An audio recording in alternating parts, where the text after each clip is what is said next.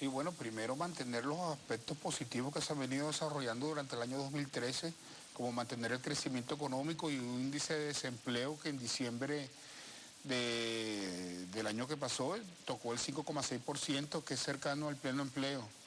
Entonces hay variables que se mantienen robustas en medio de toda esta guerra económica y hay que hacer hincapié en que se mantengan. Hola Fernando, hemos hablado con distintos sectores acá a propósito del desarrollo de las actividades y todo se centra en la falta de divisas. Y te consulto porque tú también estás muy involucrado en el tema petrolero. ¿Estamos produciendo exactamente lo mismo? ¿Están ingresando la misma cantidad de divisas al país? ¿Dónde está el dinero? Que todos los sectores dicen que está retrasado todo porque no hay precisamente entrega de divisas. ¿Qué está pasando entonces? Bueno, que tenemos un sector privado que no genera divisas. Fíjate, cuando tú ves, por ejemplo, cuáles son los principales productos de nuestro sector privado, cerveza, ron y Coca-Cola. Por ejemplo, a mí me tocó una visita por el Medio Oriente, estuve en Irán y están haciendo plantas termoeléctricas y los vehículos los hacen desde el principio, o sea, tienen toda una capacidad industrial. Y esa capacidad industrial hecha por el sector privado, dice. Hecha por el sector privado en Irán, por nombrarte un país, por nombrarte un país. Entonces tenemos un sector privado que vive de que seamos un país preindustrial. Las preventas que tiene y la hegemonía y la fuerza se basa precisamente en una visión preindustrial del país y no les interesa un proceso de industrialización. Entonces, una de las medidas que yo creo que el gobierno debería apuntar es afianzar algo que resulta sumamente difícil, sobre todo porque hay un sector privado que no está interesado, es en todo un proceso de industrialización. Por ejemplo, tú dices, bueno, el sector privado venezolano estuvo manejando el sector eléctrico. Háblame hasta de Chile, pues por nombrarte, por salir de Venezuela. ¿Qué productos de alto valor agregado estaban produciendo? Yo les pregunto, ¿ustedes saben alguno? No, acá en Venezuela en este momento. Bueno, o de Chile, por decirte que es el país insignia de lo que es el modelo neoliberal. Ninguno. Hay países emergentes que están produciendo productos de alto valor agregado. Nosotros tenemos que ir a un proceso de industrialización, aún a sabiendas que hay un sector privado que no está interesado. Pero si lo va a asumir el Estado está el problema, porque el problema es, oye, si vas a seguir soportando todo un proceso o el desarrollo de un proceso de industrialización en los hombros del Estado, eso no es conveniente. Porque el sector privado no está interesado. Pero búscate al extranjero, pues, invítalo a que venga, al sector privado extranjero, al colombiano, al chileno, al peruano. Bueno, el colombiano y el chileno tampoco han sido efectivos en la producción de productos de alto valor agregado. El Estado ha sido ineficiente, Fernando, perdóname. No, por supuesto. Entonces tenemos... Mira la Corporación Venezolana de Guayana y sus empresas, mira Petróleos de Venezuela hoy día. Pero el punto es por qué somos tan ineficientes. Y uno de los aspectos que yo creo que todos estamos de acuerdo es que el sector privado venezolano jamás ha producido un producto de alto valor agregado, además que haya sido también, válgame la redundancia, producto de investigación y desarrollo.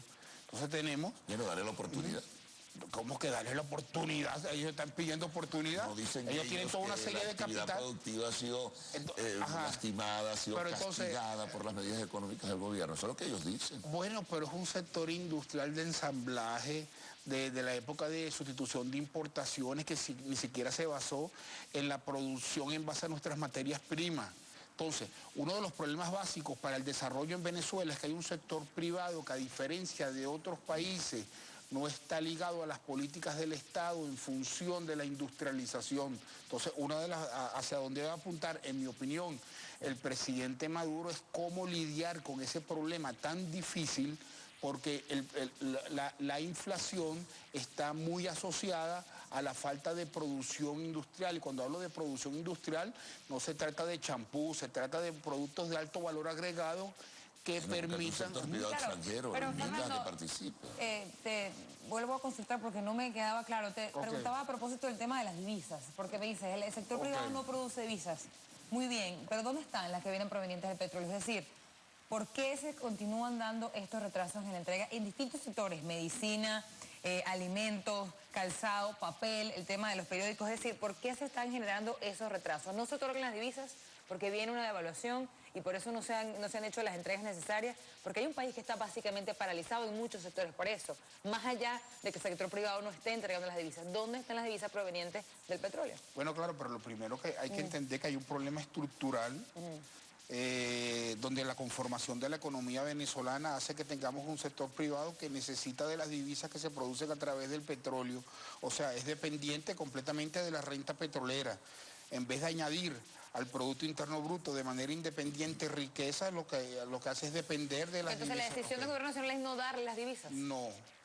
Entonces, ¿por qué el gobierno está creando toda una serie de mecanismos porque esas divisas se tienen que seguir dando de manera mucho más direccionada a los puntos neurálgicos de la economía donde se necesitan. Y eso ha sido la política del Estado. Lo que pasa es que la gente de la harina, por ejemplo, la gente del pan estuvo aquí y no les han dado los dólares necesarios ni para los repuestos de los molinos, ni para tampoco comprar la harina, que obviamente no hacemos acá. Es decir, no es un sector prioritario, por ejemplo, para el gobierno nacional el tema del pan. Sí, evidentemente que todo lo que es alimento es un sector prioritario. Ahora, un país en vías de industrialización y en vías de un modelo independiente, con toda la importancia que tiene la harina de trigo, desde que en los gobiernos anteriores se decidió sustituir la siembra de harina de trigo por papa en los Andes venezolanos, pues se creó un modelo donde ahora somos completamente dependientes de las importaciones de harina de trigo. Acaba de importar 125.000 toneladas bien de Estados Unidos. Pero eso fue una decisión. Esa es la otra cosa. Pero Carlos, eso fue una decisión tienes que hacerlo. De los gobiernos anteriores al del presidente Chávez, donde hubo una política en los Andes venezolanos de sustitución de la siembra de trigo por papa. Entonces, la poca, por diversas razones, que no valdría la siembra de trigo y acabamos con el problema. Pues cuesta dinero, pero en vez de importar, estimulemos al sector privado para que siembre trigo.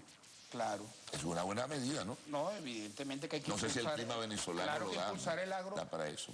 Exacto, eso es toda otra discusión, ¿no? Sí, pues ahora, impulsar el agro es básico, pero Venezuela tiene que ir a un proceso de industrialización, de generación de productos de alto valor agregado y tenemos con qué hacerlo. Tienen que ser idos de la mano, gobierno y sector privado. El gobierno solo no va a poder, Fernando. Claro, pero el sector privado es necesario. Ese dinero no le duele a nadie. Pero lo que estoy diciendo es que hay un sector privado que no está interesado en la industrialización. Tráete de fuera. Tráete el de afuera. Hay que hacerlo, hay que traer sectores externos de todos los países que estén interesados en invertir y con transferencia tecnológica, y se puede hacer. Lo está haciendo PDVSA, que no puede consigo misma y tiene que buscar el apoyo internacional privado para poder producir el petróleo. Esa es la realidad. No, lo que pasa es que a diferencia...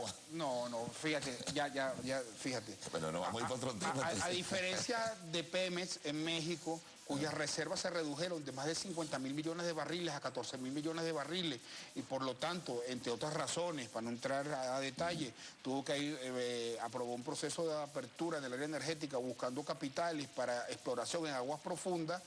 Venezuela, dado su nivel de reservas en la faja del Orinoco, las empresas transnacionales tradicionales ya han dado más de 10.000 millones de dólares para los procesos que se requieren para la expansión, ¿ok?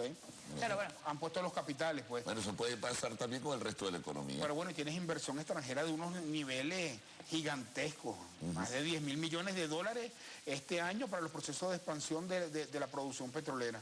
Fernando, el tema económico, dicen muchos, es el tema de este año, es la agenda, es el tema principal porque, bueno, el tema político queda a un lado precisamente porque no hay procesos electorales por lo menos pautados para este año. Menos mal. En teoría.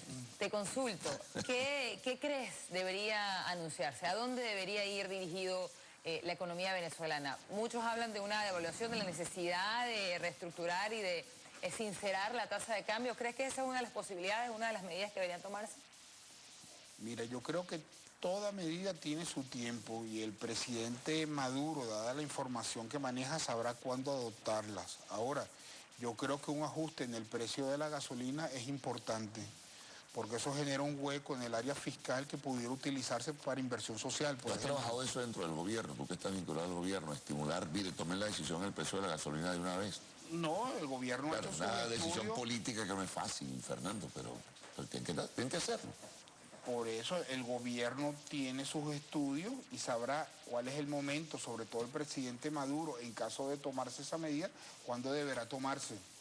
Pero es importante porque esos recursos que estamos subsidiando, sobre todo sectores pudientes de la población que no lo necesitan, puede llevarse a inversión social. O sea, hay áreas donde esos recursos que van para ese subsidio tienen mejor utilidad. Bueno, Fernando, muchas gracias. ¿Cuándo cambian a Jordanich? Un día de esto. Creo que Fernando tiene la respuesta. Muchas gracias por habernos acompañado. Gracias por la invitación. Y bueno, de todas formas, muy atentos. Hoy a las 4 de la tarde está prevista la memoria